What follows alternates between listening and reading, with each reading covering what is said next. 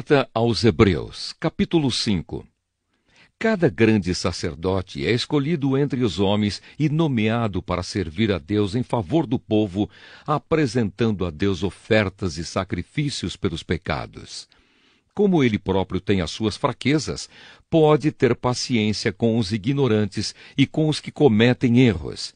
E porque ele mesmo é fraco, precisa oferecer sacrifícios não somente pelos pecados do povo, mas também pelos seus próprios pecados.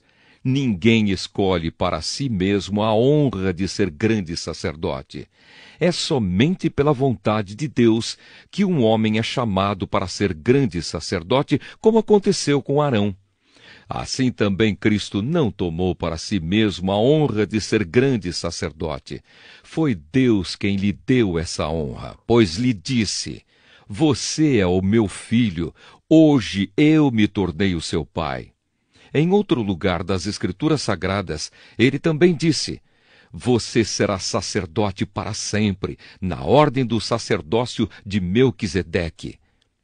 Durante a sua vida aqui na terra, Cristo, em voz alta e com lágrimas, fez orações e súplicas a Deus que o podia salvar da morte. E as suas orações foram atendidas porque ele era dedicado a Deus. Embora fosse o Filho de Deus, ele aprendeu, por meio dos seus sofrimentos, a ser obediente. E depois de ser aperfeiçoado, ele se tornou a fonte da salvação eterna para todos os que lhe obedecem. E Deus o nomeou grande sacerdote na ordem do sacerdócio de Melquisedeque. O perigo de abandonar a fé. Temos muito que dizer a respeito desse assunto, mas porque vocês custam a entender as coisas, é difícil explicá-las. Depois de tanto tempo, vocês já deviam ser mestres, mas ainda precisam de alguém que lhes ensine as primeiras lições dos ensinamentos de Deus. Em vez de alimento sólido, vocês ainda precisam de leite. E quem precisa de leite ainda é criança e não tem nenhuma experiência para saber o que está certo ou errado.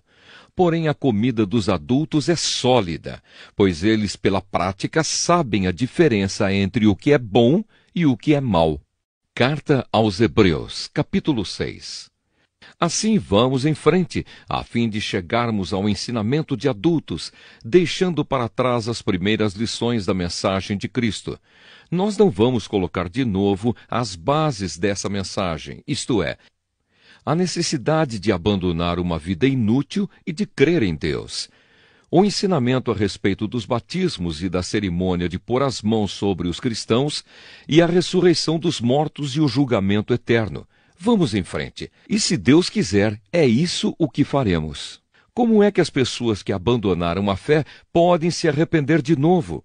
Elas já estavam na luz de Deus, já haviam experimentado o dom do céu e recebido a sua parte do Espírito Santo. Já haviam conhecido por experiência que a palavra de Deus é boa e tinham experimentado os poderes do mundo que há de vir. Mas depois abandonaram a fé. É impossível levar essas pessoas a se arrependerem de novo, pois estão crucificando outra vez o Filho de Deus e zombando publicamente dele. Deus abençoa a terra que recebe a chuva, a qual muitas vezes cai sobre ela e produz plantas úteis para aqueles que trabalham nela. Mas a terra que produz mato e espinhos não serve para nada. Ela corre o perigo de ser amaldiçoada por Deus e acaba sendo queimada. Porém, ainda que falemos dessa maneira, meus queridos irmãos, estamos certos de que vocês têm as melhores bênçãos que vêm da salvação. Deus não é injusto. Ele não esquece o trabalho que vocês fizeram, nem o amor que lhe mostraram na ajuda que deram e ainda estão dando aos seus irmãos na fé.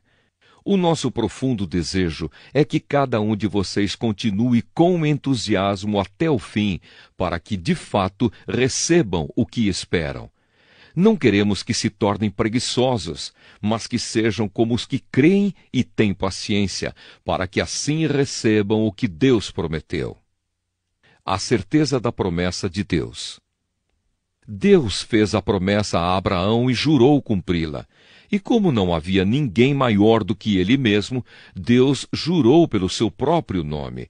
Ele disse a Abraão: eu prometo que abençoarei você ricamente e lhe darei muitos descendentes. Abraão teve paciência e por isso recebeu o que Deus havia prometido. Quando alguém jura, usa o nome de uma pessoa que é maior do que ele, e o juramento acaba com qualquer discussão. Deus quis deixar bem claro aos que iam receber o que ele havia prometido que jamais mudaria a sua decisão. Por isso, junto com a promessa, fez o juramento. Portanto, há duas coisas que não podem ser mudadas, e a respeito delas, Deus não pode mentir. E assim nós, que encontramos segurança nele, nos sentimos muito encorajados a nos manter firmes na esperança que nos foi dada. Essa esperança mantém segura e firme a nossa vida, assim como a âncora mantém seguro o barco. Ela passa pela cortina do templo do céu e entra no lugar santíssimo celestial. Foi lá que, para o nosso bem, Jesus entrou antes de nós, e ele se tornou para sempre o grande sacerdote na ordem do sacerdócio de Melquisedeque.